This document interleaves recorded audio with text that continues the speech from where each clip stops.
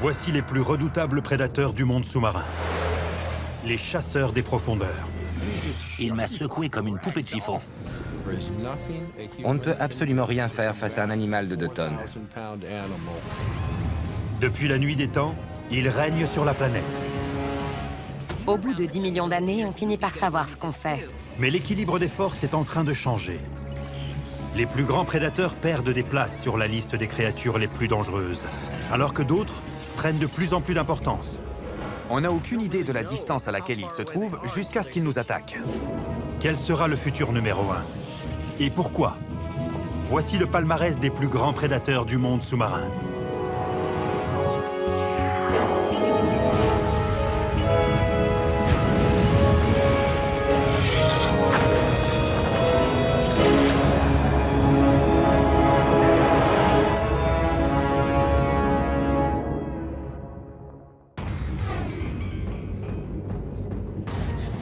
Il y a 3,5 milliards d'années, les premières formes de vie sur Terre apparaissent parmi les profondeurs de l'océan.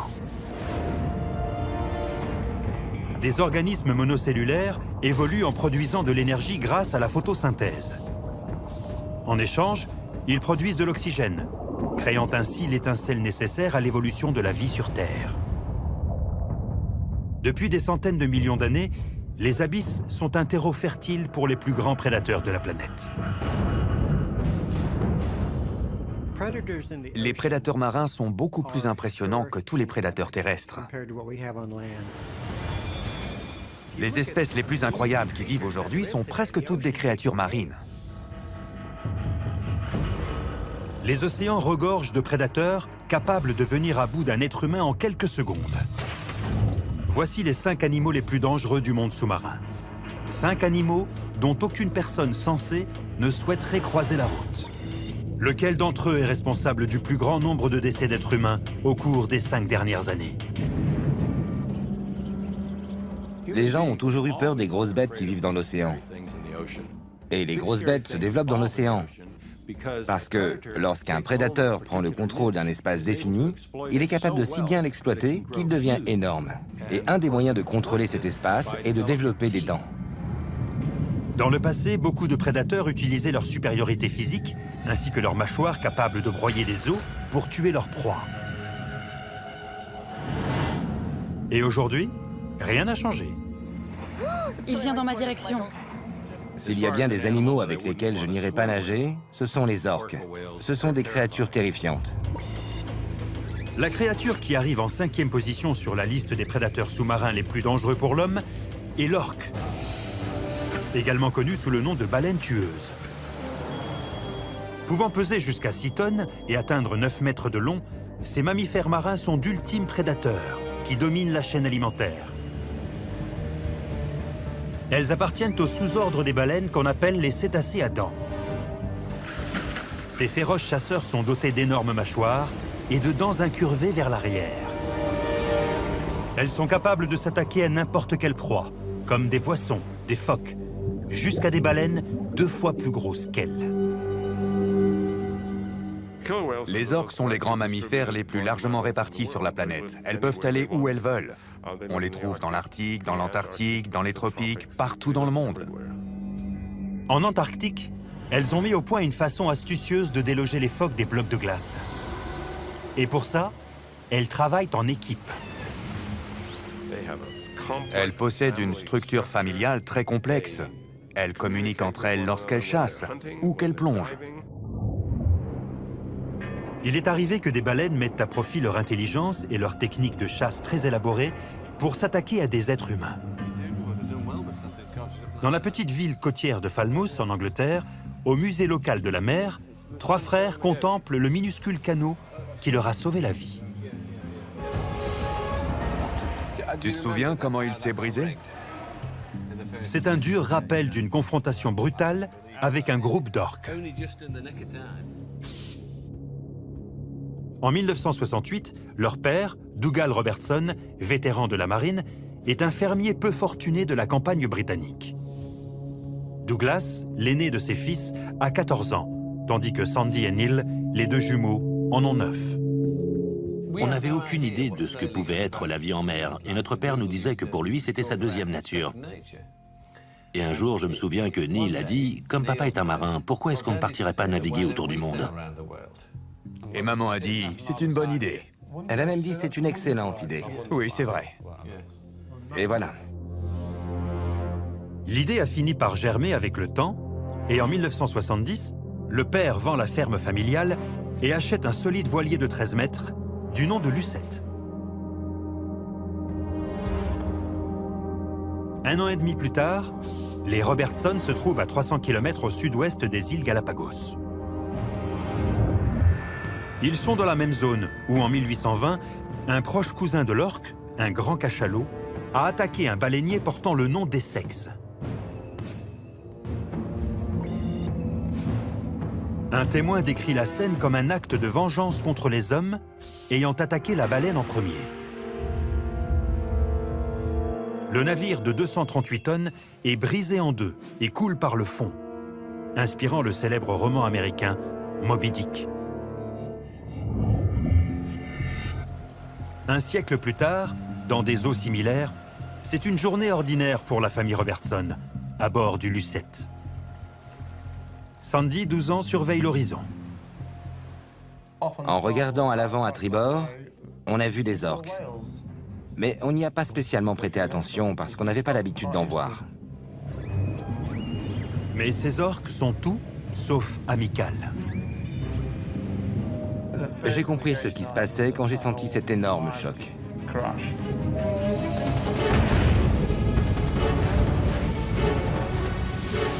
Bang, bang, bang! C'est comme ça qu'elles ont attaqué. Et elles ont frappé si fort que ça a littéralement décollé le bateau de l'eau d'une trentaine de centimètres. Une orque de 6 tonnes, se déplaçant à la vitesse de 24 km/h, peut produire un impact équivalent à celui d'une boule de démolition. Ma tasse de thé a décollé de la table. Comme ça. Et puis elle est retombée. Et quand j'ai regardé sur le côté du bateau, j'ai vu une orque énorme. Et j'ai compris qu'il s'agissait d'une attaque, à cause des dégâts qu'elles avaient faits. Il y avait un gros trou dans le bateau. Mon père avait de l'eau jusqu'aux genoux et il nous a dit d'abandonner le bateau. Et je lui ai dit « Oui, mais pour aller où ?» On était en plein milieu de l'océan Pacifique.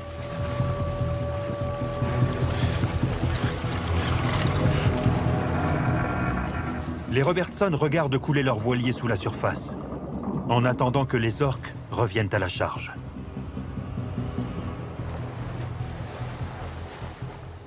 Je me souviens des orques qui nous tournaient autour.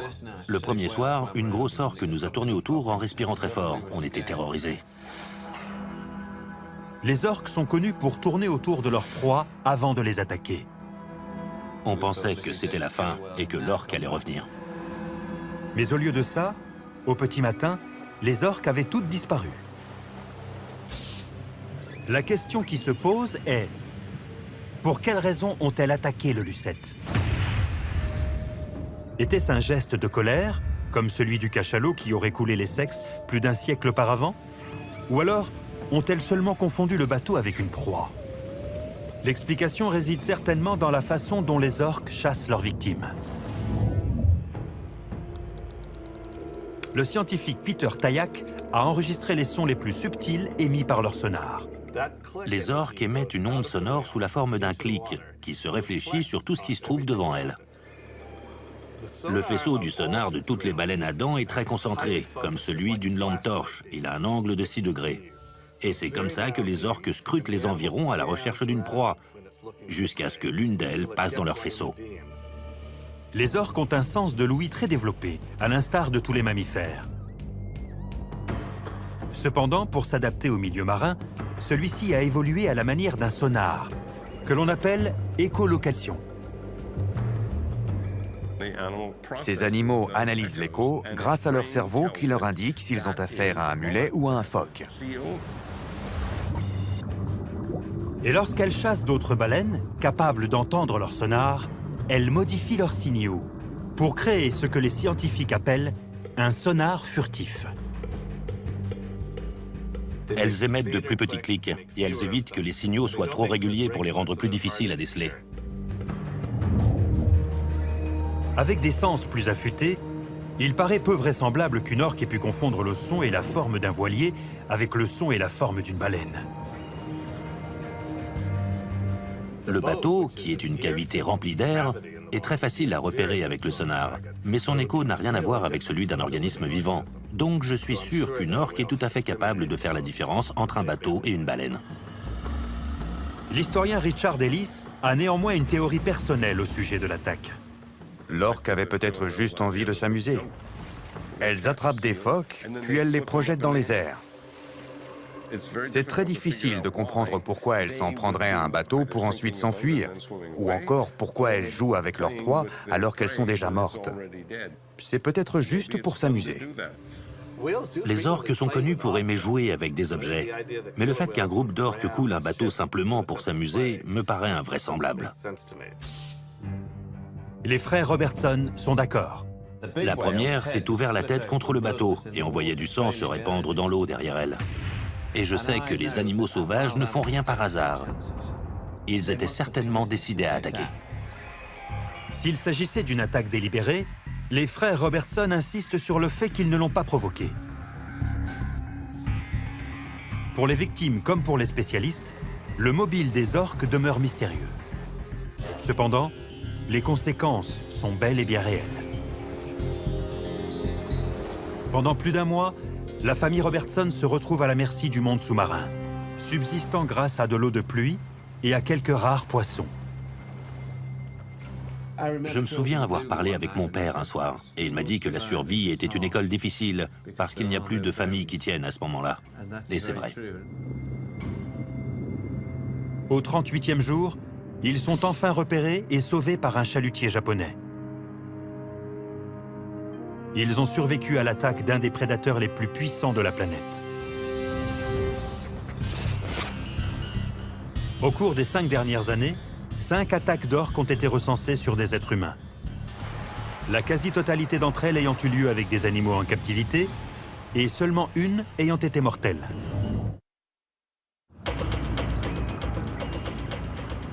Mais si les orques sont les prédateurs les plus puissants à rôder sous la surface des océans, le prochain animal figurant sur la liste des prédateurs marins les plus mortels pour l'homme est aussi l'un des plus agressifs. Le numéro 4 est l'encornet géant. Quand je vois un encornet géant surgir vers moi depuis les profondeurs, je ressens toujours la même chose. C'est comme un mélange de peur, d'effroi et de respect. Les encornets géants sont de véritables extraterrestres. Mesurant près de 2 mètres de long et pouvant peser plus de 50 kilos, le rayon d'action des encornets géants s'est étendu depuis les côtes chiliennes jusqu'à Baja, en Californie. Les pêcheurs mexicains l'appellent El Diablo Rojo, le diable rouge. Il n'existe pas de fossiles de ces animaux parce qu'ils sont invertébrés. Mais d'après certains témoignages historiques, on sait que les encornets géants étaient aussi gros et aussi agressifs dans le passé qu'ils le sont aujourd'hui. L'explorateur sous-marin Scott Cassell est une des rares personnes à avoir filmé l'étonnante technique de chasse de ce prédateur, pour le moins atypique.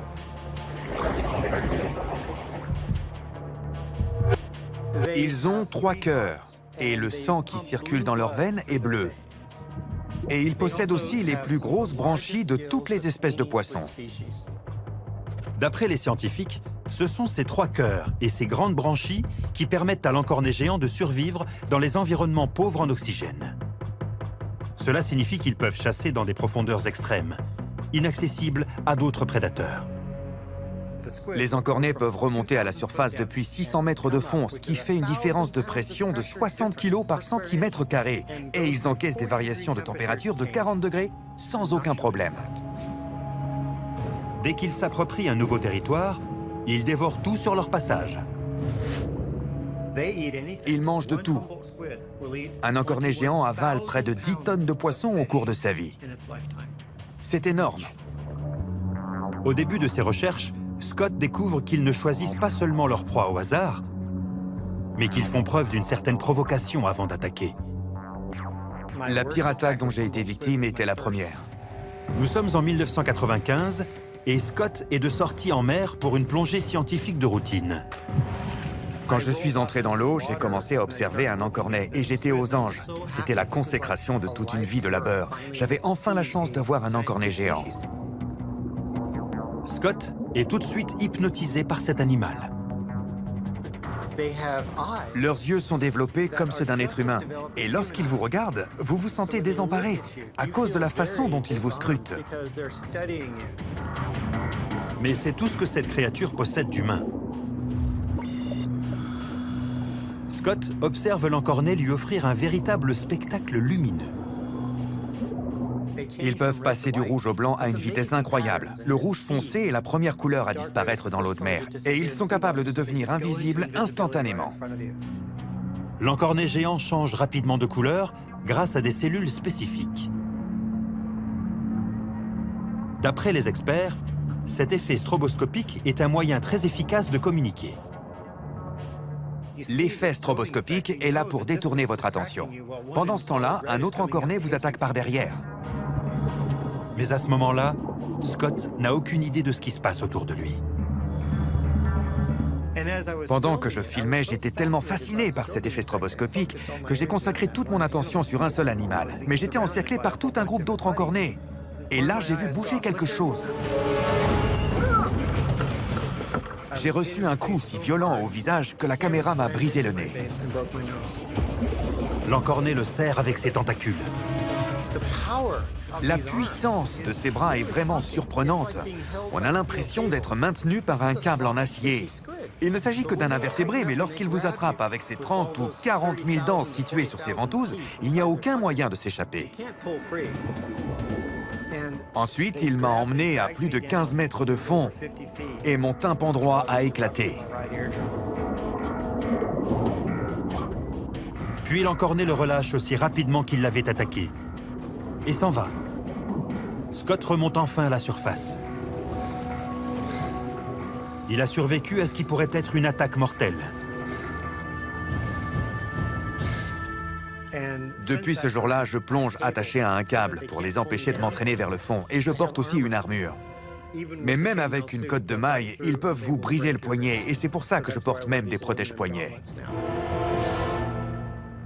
L'expérience qu'a vécue Scott n'est pas un cas isolé. Les pêcheurs des environs ont eux aussi eu affaire au diable rouge.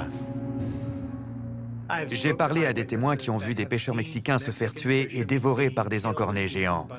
Leurs corps ont été tellement ravagés par les encornets que même leurs familles n'ont pas pu les identifier. Malgré seulement 2 décès attribués au cours des 5 dernières années, il est impossible de savoir combien d'attaques n'ont pas été signalées. Nous sommes aujourd'hui en présence d'un super prédateur qui vit parmi nous, et ce n'est qu'une question de temps avant que davantage de personnes ne se fassent attaquer. Les prédateurs marins tels que les orques ou les encornets géants sont capables de s'en prendre à des êtres humains. Mais les attaques restent rares. La prochaine créature est un célèbre tueur. Le numéro 3 de notre liste. Le grand requin blanc.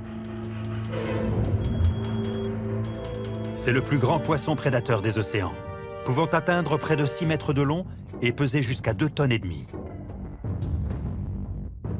On rencontre le grand requin blanc le long des côtes de tous les principaux océans.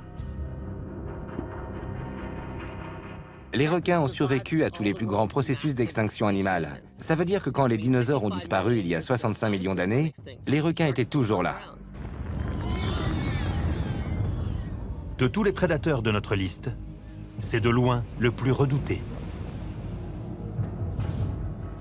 Peter Benchley a écrit Les Dents de la mer en 1974. Et à partir de ce moment-là, tout le monde s'est mis à avoir peur des requins.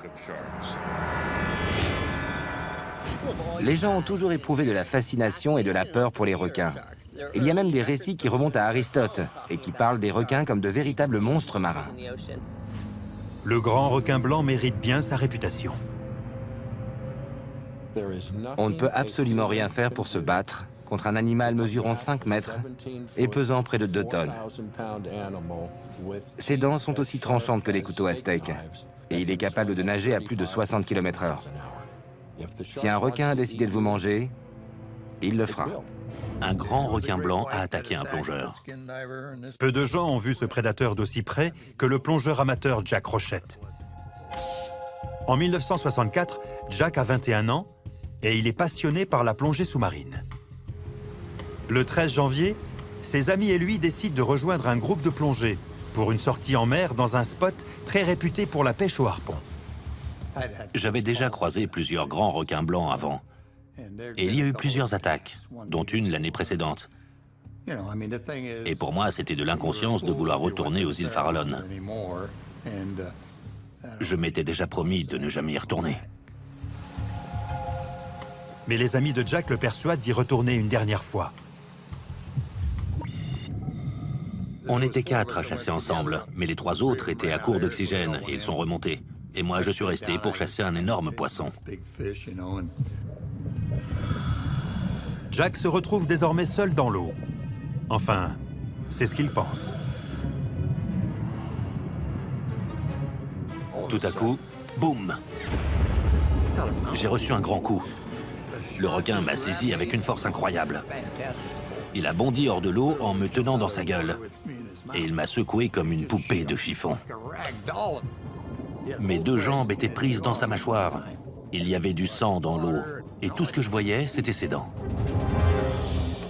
Au cours des 10 dernières années, des scientifiques, comme le docteur Neil Hammerschlag, ont tenté d'en savoir davantage au sujet de ces insatiables prédateurs. Et même s'il étudie toutes les espèces de requins, les grands requins blancs le fascinent tout particulièrement. Les requins ont un sens de l'odorat très développé.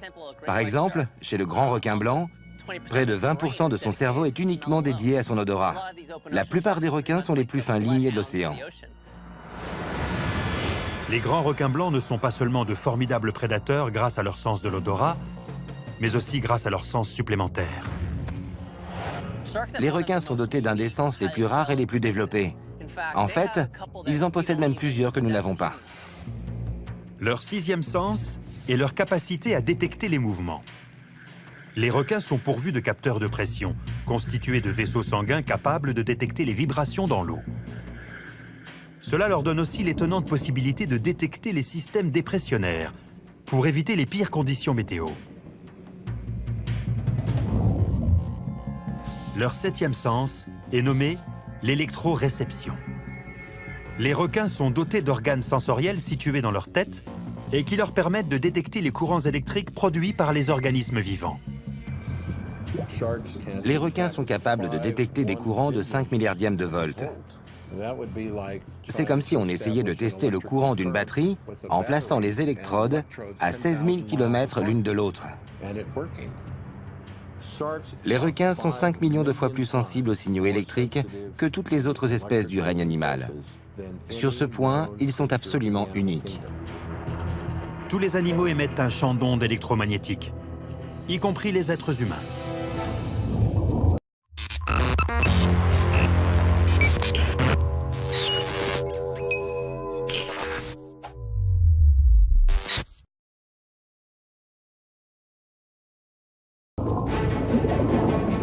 Il y avait du sang partout dans l'eau.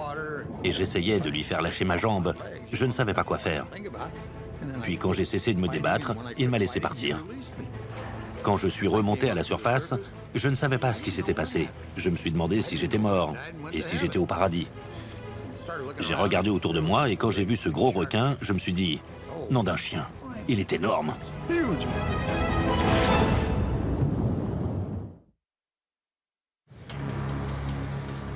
À 43 km des côtes de San Francisco, Jack Rochette, 21 ans, a été victime d'un grand requin blanc. Le numéro 3 sur la liste des prédateurs les plus mortels pour l'homme.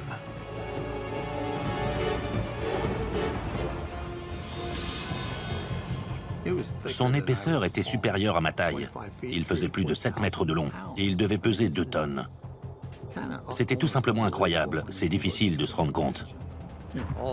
Tout ce que je voulais, c'était remonter sur le bateau. Mais quand j'essayais d'avancer, mes pieds ne me répondaient pas correctement. Je n'avançais pas. Le requin continue de l'encercler, pointant ses dents tranchantes comme des lames de rasoir. Leurs dents possèdent leur propre système nerveux et leur propre système sanguin, et ils sont capables de les brandir comme un chat sortirait ses griffes et de les manipuler sur les surfaces qu'elles rencontrent. Ses dents sont parfaitement conçues pour saisir ses proies et les tuer. Je commençais à être à bout de force, mais je me suis dit qu'il était hors de question de baisser les bras maintenant. Le requin continuait de me tourner autour. Son œil est passé à 10 cm de moi. Et là, j'ai cru que j'allais mourir. Et tout d'un coup, le requin a disparu. Et je ne l'ai jamais revu. Pourquoi ce grand requin blanc est-il parti sans tuer sa victime? Des spécialistes ont une théorie. Dans 96% des cas, les requins mordent une fois et on ne les revoit plus. Si on représentait une proie potentielle, ils nous mordraient beaucoup plus fort. La première morsure des requins est souvent fatale. Et la morsure qu'ils infligent à leur proie n'a rien à voir avec celle infligée aux humains. Les grands requins blancs attaquent pour se nourrir. Et donc, pour les motiver à dépenser l'énergie nécessaire pour déplacer un corps d'1 tonne dans l'eau à plus de 60 km/h, il leur faut une baleine ou un phoque. Et quand ils s'attaquent à des êtres humains, c'est uniquement par curiosité. Ils examinent les choses qui les entourent avec leurs dents. Comme nous connaissons les requins, on pense souvent que les requins nous connaissent aussi. Mais ce n'est pas forcément vrai. Vous pouvez très bien tomber sur un requin de plus de 5 mètres qui n'a jamais vu un être humain. Qu'il s'agisse d'un geste de curiosité ou d'une attaque délibérée, il inflige de profondes blessures à ses victimes. Jack est téléporté jusqu'à un hôpital de San Francisco où il est admis d'urgence au bloc opératoire. Ils m'ont dit que j'avais perdu plus de 3 litres de sang. J'étais coupé des 2 côtés de la jambe, mais l'artère n'était pas touchée. On a une artère à l'intérieur de la jambe. Et on m'a dit que si cette artère avait été coupée, je ne serais sans doute plus de ce monde. C'est un véritable miracle d'avoir survécu. Jack a eu de la chance, mais il ne saura sans doute jamais pourquoi il a été pris pour cible par ce requin. Comment se fait-il qu'un requin soit capable de nager au milieu d'un groupe de personnes un jour sans leur faire aucun mal, et que le lendemain, le même requin puisse nager parmi un autre groupe de personnes et mordre quelqu'un? On n'en sait rien. On ne connaît pas leur motivation. La puissante morsure du requin et la nature imprévisible de ses attaques lui valent sa réputation du plus redoutable de tous les prédateurs. Mais lorsque l'on regarde les chiffres, ils ne sont pas responsables d'autant de décès que l'on pourrait le penser. Pour se faire une idée, l'année dernière, seulement 4 attaques ont été recensées dans le monde. Et ils ont une mauvaise réputation, parce qu'ils se servent de leurs dents pour examiner leur environnement. Mais ces statistiques regroupent toutes les espèces de requins. Le grand requin blanc est seulement responsable de la mort de 3 êtres humains au cours de ces 5 dernières années. C'est peu à côté du prochain prédateur de notre liste. Un tueur sanguinaire, dont la morsure est encore plus puissante. Et celui-ci semble apprécier le goût de la chair humaine. Ils mangent tout ce qui passe à leur portée. Ils ne font pas de différence entre les wallabies, les kangourous, les cochons ou même les êtres humains. Ils sont juste à la recherche de nourriture. Le numéro 2 de notre liste de prédateurs est le crocodile marin. Le plus gros reptile du monde. Il peut atteindre plus de 7 mètres de long et peser plus de 2 tonnes. Son territoire s'étend de l'Inde à l'Australie, où il a conquis sa réputation de redoutable mangeur d'hommes. Une petite fille de 8 ans a été emportée par un crocodile. Diane Curl dormait dans une tente avec son jeune bébé et son mari quand le crocodile l'a emporté. On a entendu des cris. Les crocodiles marins ont la réputation d'être particulièrement féroces et extrêmement dangereux. Personnellement, j'ai voyagé aux États-Unis. Et à côté des crocodiles marins, les alligators sont de vrais agneaux. J'ai serré mon bébé contre moi. Les rangers se sont rendus sur place. Il est impensable de se rendre au bord de l'eau au nord de l'Australie sans faire très attention à là où on met les pieds.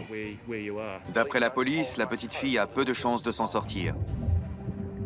Les crocodiles marins possèdent une ouïe et une vue très développées. En plus d'un étrange assortiment de récepteurs situés sur leur peau, leur permettant de détecter les vibrations sous-marines les plus subtiles. Lorsqu'une proie potentielle pénètre la surface de l'eau, ces capteurs sensoriels en captent les vibrations. Alerté par la présence d'un repas éventuel, le crocodile commence par analyser sa future victime. Les crocodiles sont des animaux très routiniers. Ils peuvent chasser au même endroit pendant des jours, voire des semaines. Lorsque le crocodile a fini d'analyser les mouvements de sa victime, il décide de passer à l'action. Il glisse à la surface de l'eau sans faire de remous. Il ne laisse aucune chance à ses victimes.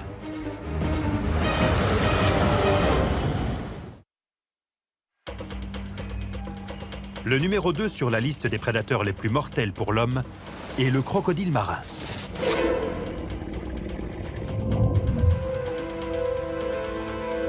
Après avoir soigneusement étudié les mouvements de sa victime, ce reptile géant est prêt à passer à l'attaque. Dès qu'un animal s'approche du rivage pour boire, les crocodiles sont prêts à se propulser hors de l'eau, en majeure partie grâce à la puissance que leur fournit leur queue. La queue d'un crocodile est un énorme muscle qui génère une force et une inertie incroyables. C'est ce qui lui permet de se propulser hors de l'eau, d'attraper sa proie et de la ramener dans l'eau. Il la fait tournoyer, il l'emmène sous la surface et elle finit souvent noyée. Les mâchoires du crocodile marin sont capables de broyer les os de ses victimes, grâce à leur puissance 10 fois supérieure à celle d'un lion. Les scientifiques ont évalué la pression de leur morsure à 10 000 newtons. En quelque sorte, ça consiste à se retrouver sous un rocher d'une tonne.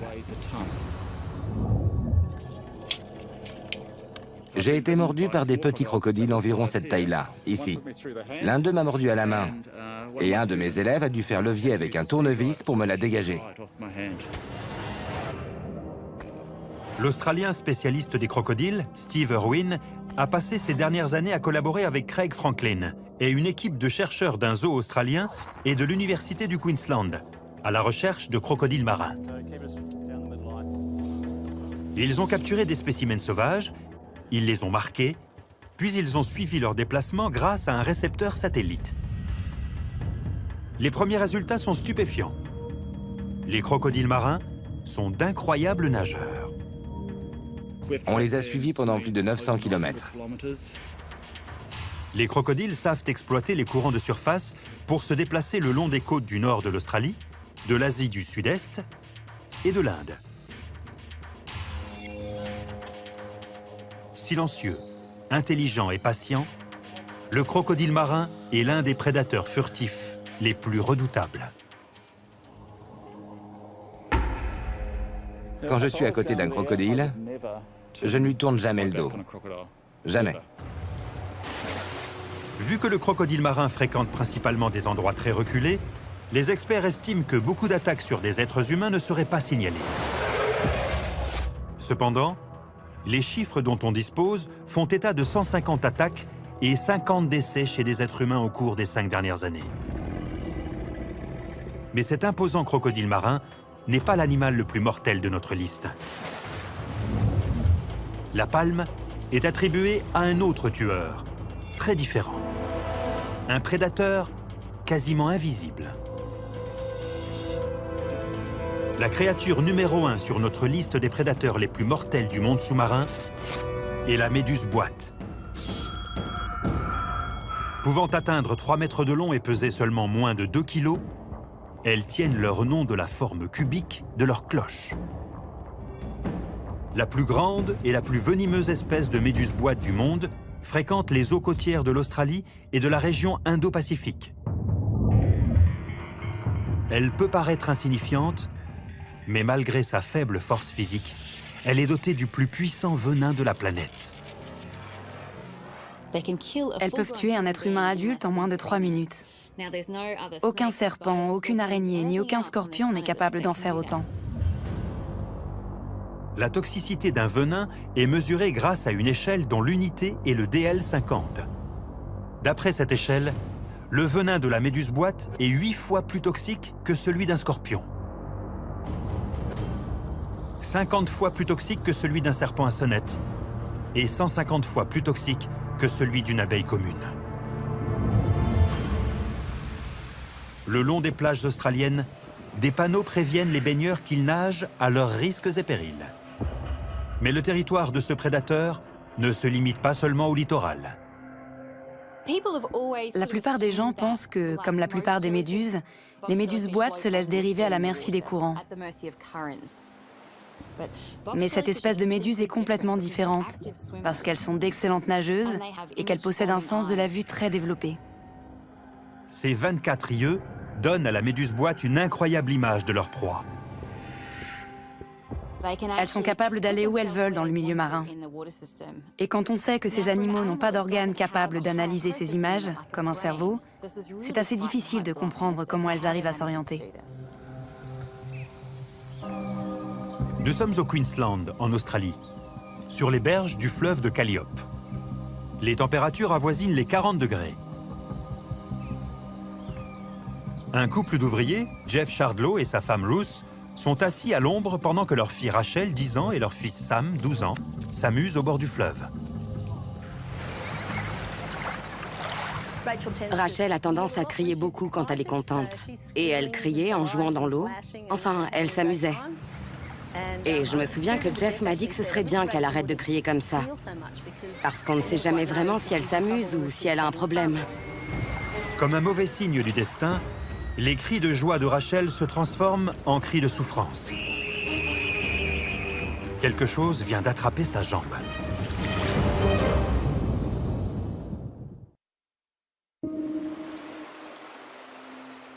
La région du Queensland en Australie.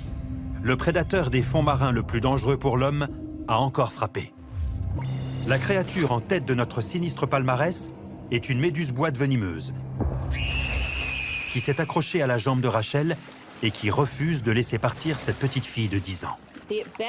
La meilleure comparaison que j'ai entendue à ce sujet, c'est d'imaginer un couteau de cuisine dont on chaufferait le bout de la lame jusqu'à ce qu'il devienne rouge pour le faire ensuite glisser le long de sa peau. Maintenant, multipliez cette douleur par 10 et de façon permanente. La douleur ne diminue pas, elle reste au même niveau. Et quand j'ai regardé sa jambe, je n'avais jamais vu ça avant. Et j'espère que je ne le reverrai jamais.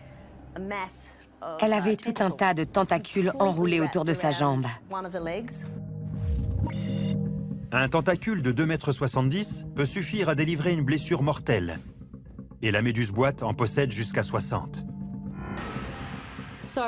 Donc, si vous faites le calcul, une méduse-boîte possède suffisamment de venin pour tuer 60 personnes. J'ai tout de suite essayé de retirer les tentacules avec mes doigts, mais ils restaient collés. Ils s'agrippent super vite. Ces tentacules sont pourvus de minuscules aiguilles qu'on appelle des nématocystes. Et même si ces aiguilles ne sont longues que d'une cinquantaine de microns, soit une fraction de millimètre, elles en possèdent près d'1 million par centimètre carré. La pression avec laquelle ces aiguilles sont appliquées est d'environ 1400 kg par centimètre carré. C'est quasiment la même pression que celle d'une arme de calibre 45. La pression est quasi identique. Elles sont capables de totalement déployer ces aiguilles en un 25 millième de seconde. C'est un des procédés cellulaires les plus rapides de toutes les créatures de la planète. Pendant ce temps, l'agitation au bord du fleuve a attiré l'attention d'un couple qui campait juste à côté. Et quand il a dit qu'il s'agissait d'une méduse-boîte, sa femme est partie en courant et elle est revenue avec une bouteille de vinaigre. Ils aspergent rapidement le corps de Rachel avec du vinaigre. C'est incroyable, comme dès qu'on applique le vinaigre, elle se détache.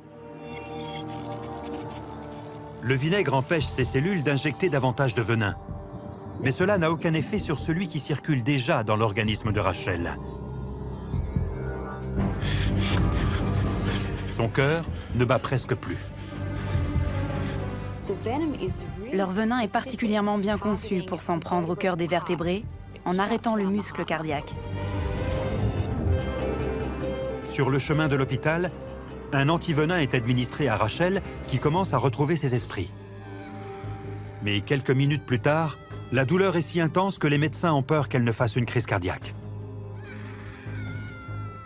Et c'est là qu'ils ont décidé de la plonger dans un coma artificiel pour faire descendre sa température corporelle pour éviter que son cerveau ne soit touché. Il ne reste désormais plus qu'à attendre. L'antivenin a-t-il été administré à temps? Sous prétexte de ne pas me donner de faux espoirs, les docteurs n'étaient pas du tout rassurants. Si j'avais rencontré cette petite fille à l'hôpital et que j'avais vu l'étendue de ses blessures, je n'aurais pas donné cher de sa peau. 2 jours plus tard, Rachel sort du coma.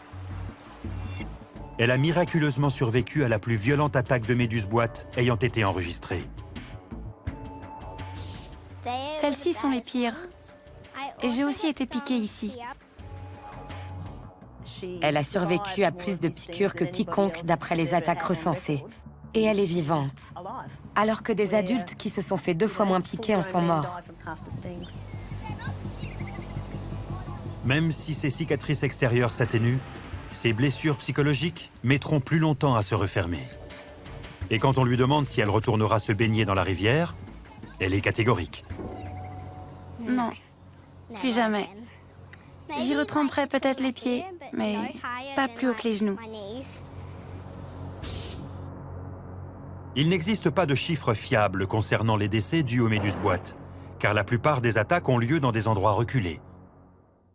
Cependant, les données existantes placent ce prédateur bien au-dessus des orques, des encornets géants, des grands requins blancs et même des crocodiles marins. Avec 200 attaques et plus de 100 décès enregistrés au cours des 5 dernières années, la méduse-boîte est le numéro 1 au palmarès des prédateurs marins les plus mortels pour l'homme.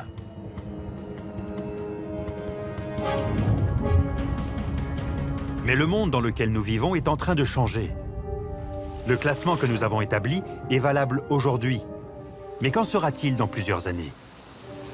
Un grand nombre de spécialistes s'accordent à penser que l'équilibre des forces est en train de basculer. Si on regarde le nombre de grands prédateurs aujourd'hui, comme les baleines et les requins, on se rend compte que leur population a considérablement diminué à cause de la surpêche.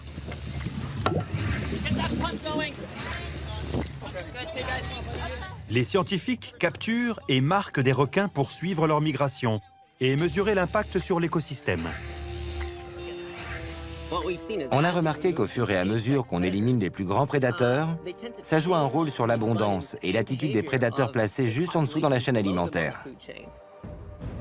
Ce qui se passe, c'est que le nombre de prédateurs de la catégorie inférieure augmente et se nourrit de la catégorie encore en dessous. Tout l'équilibre est chamboulé. Et même si on ne sait pas encore quelles en seront les conséquences, on risque de vite le savoir. D'après Scott Cassell, spécialiste des encornets, le numéro 4 de notre liste, l'encornet géant, tire parti de ce déséquilibre dans la chaîne alimentaire. La population d'encornets géants a explosé dans des proportions historiques, car ces prédateurs ont en majeure partie été éliminés. Il y a des centaines de millions d'individus le long de la côte ouest des États-Unis, alors qu'il n'y en avait aucun il y a 50 ans. Aujourd'hui, il y en a jusqu'en Russie. Ils ont traversé le Pacifique et on en a même trouvé aux Philippines. Je pense sincèrement que ce n'est qu'une question de temps avant qu'ils ne prennent possession de l'Atlantique et des Caraïbes. On ne trouvera bientôt plus que des encornets sous la surface des océans. Il ne faudra pas longtemps avant qu'un nouveau prédateur ne se hisse au sommet de la chaîne alimentaire, pour régner en maître sur tous les océans de la planète, prêt à frapper à tout moment.